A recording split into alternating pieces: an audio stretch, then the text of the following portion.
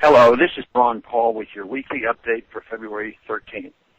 Many religious conservatives, understandably, are upset with the latest Obamacare mandate, which will require religious employers, including Catholic employers, to provide birth control to workers receiving health care benefits. This mandate includes certain birth control devices that are considered abortifacients, like IUDs and the morning after pill. Of course, Catholic teaching forbid the use of any sort of contraceptive devices, so this rule is anathema to the religious beliefs of Catholic employers. Religious freedom always has been considered sacrosanct in this country. However, our federal bureaucracy increasingly forces Americans to subsidize behaviors they find personally abhorrent, either through agency mandates or direct transfer payments funded by tax dollars. Proponents of this mandate do not understand the gravity of forcing employers to subsidize activities that deeply conflict with their religious convictions. Proponents also do not understand that a refusal to subsidize those activities does not mean the employer is denying access to health care. If employers don't provide free food to employees, do we accuse them of starving their workers? In truth, this mandate has nothing to do with health care and everything to do with the abortion industry and a hatred for traditional religious values.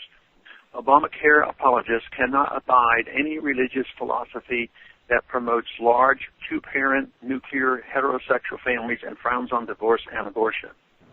Because the political class hates these values, it feels compelled to impose by force of law its preferred vision of society. Single parents are noble, birth control should be encouraged at any age, and abortion must be upheld as an absolute moral right. So the political class simply tells the American people and American industry what values must prevail and what costs must be borne to implement those values. This time, however, the political class has been shocked by the uproar to the new mandate that it did not anticipate or understand. The Catholic hospitals face the existential choice of obeying their conscience and engaging in civil disobedience, or closing their doors because government claims the power to force them to violate the teachings of their faith.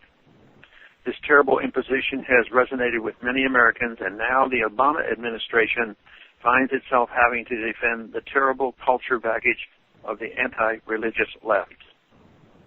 Of course, many Catholic leaders originally supported Obamacare because they naively believed, against all evidence, that benign angels in governments will improve medical care for the poor.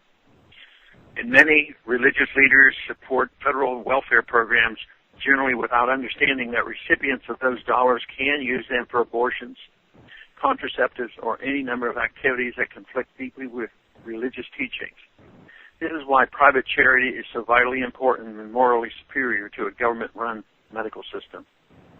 The First Amendment guarantee of religious liberty is intended to ensure that Americans never have to put the demands of the federal government ahead of their own conscience or religious beliefs.